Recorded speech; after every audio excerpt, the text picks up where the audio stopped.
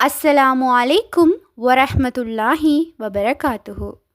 இன்றைய பதிவில் நாம் பார்க்க இருப்பது, ஒரே இருப்பில் நம்முடைய பெரிய தேவைகளினையும் கபூலாக்கி தரக்கூடிய ஒரு மகத்துவமான சூறாவை பற்றித்தான் இன்ஷா அல்லாஹ் இன்றைய பதிவில் நாம் பார்க்க இருக்கின்றோம்.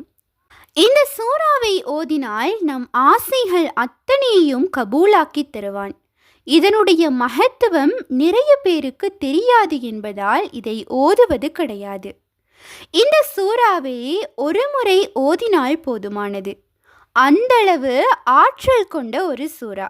இந்த சூறாவுக்கு ஏராளமான சிறப்புகள் இருக்கின்றது, ஏராளமான வஜீஃபாக்கள் இருக்கின்றது, அழகான ஒரு சம்பவமும் இருக்கின்றது. அன்னை ஃபாத்திமா ரலியல்லாஹு அன்ஹா அவர்கள் சுவர்க்கத்தின் பேரரசி 5 வயதாக இருக்கும் போதுதான் இந்த சம்பவம் நிகழ்கின்றது. அப்போது நபி அவர்களுடைய வாழ்க்கையில் மிகப்பெரிய ஒரு மாற்றத்தை அல்லாஹ் ஏற்படுத்துகின்றான். வித்தியாசமான கனவுகள் அவர்களுக்கு ஏற்படுகின்றது. தனக்குள்ளே நிறைய கேள்விகளினை அவர்கள் கேட்கின்றார்கள். நான் யார்? சூரியனை படைத்தது யார்? சந்திரனை படைத்தது யார்? நான் எதற்காக வாழ்கிறேன்? என்னை படைத்தது யார்? என்று பல கேள்விகள் அவருக்குள் இருந்தது. இதனால் அவருடைய வியாபாரத்தை அனைத்தையும் ஒதுக்கி வைத்துவிட்டு தனிமையான ஒரு இடத்தை நோக்கி செல்கின்றார்கள். அதுதான் ஹிரா குகை. அந்த குகையில் தன்னுடைய கேள்விகளுக்கான பதிலை தேடி தனிமையில் இருக்கின்றார்கள். இப்படியாக நாட்கள் மாதமாகியது, மாதங்கள் வருடமாகியது. அப்போது திடீரென ஒரு நாள் பயங்கரமான ஒளி நிறைந்த ஒரு முகம் வானிலிருந்து இறங்குகின்றது. இதை பார்த்ததும் அவர்களுக்கு ஆச்சரியம் தாங்க முடியவில்லை. அது யாரென்றால் அதுதான் ஜிப்ரீல் அலைஹிஸ்ஸலாம் அவர்கள். நபி அவர்களுக்கு எந்த பேச்சும் வரவில்லையாம், நடுங்குகின்றார்களாம். அப்போது ஜிப்ரீல் அலைஹிஸ்ஸலாம் அவர்கள் நபி அவர்களை கட்டி அணைத்து ஓதுவீராக என்று கூறினார்களாம். அப்போது நபி ஸல்லல்லாஹு அலைஹி வஸல்லம் அவர்கள் எனக்கு ஓதத் தெரியாது என்று கூறினார்கள்.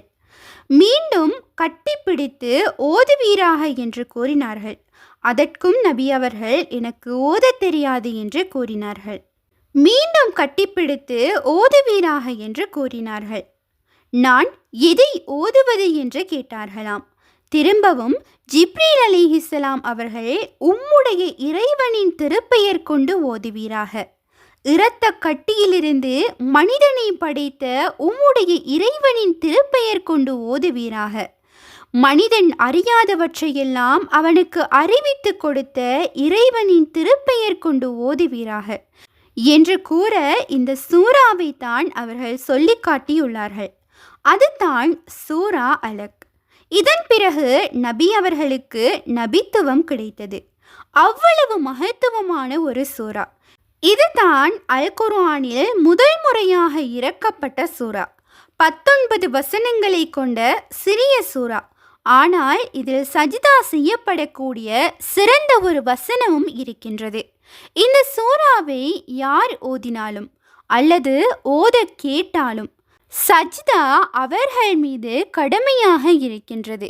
எப்படி சஜிதா செய்ய வேண்டுமென்றால், எப்போதும் போல் தொழுகையில் எவ்வாறு சஜிதா செய்வோமோ அதேபோல் ஒரே ஒரு முறை மட்டும் நாம் சஜிதா செய்ய வேண்டும். தொழுகையில் நாம் 2 முறை சஜிதா செய்வோம். ஆனால் இங்கு ஒரே ஒரு முறை சஜிதா செய்வோம். இன்ஷா அல்லாஹ் இந்த ரஜப் மாதத்தில் உங்கள் தேவைகளை அல்லாஹ்விடத்தில் நியத்து வைத்து ஒரே ஒரு முறை ஓதிவிட்டு ஒரு சஜிதா செய்துவிட்டு அல்லாஹ்விடத்தில் துஆ கேட்டு பாருங்கள். அல்ஹம்துலில்லாஹ்.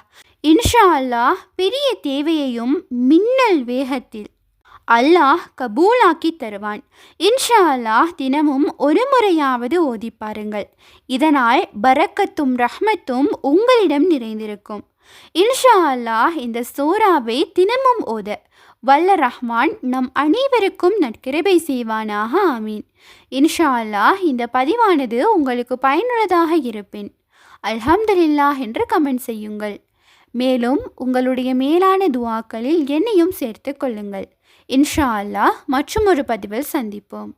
உண்மையான அறிவை தேடும் வழி அல் குர்ஆனாகும். உங்கள் ஆதரவுகளுக்கு ஜிசாக்குமல்லாஹ் ஹைரன்.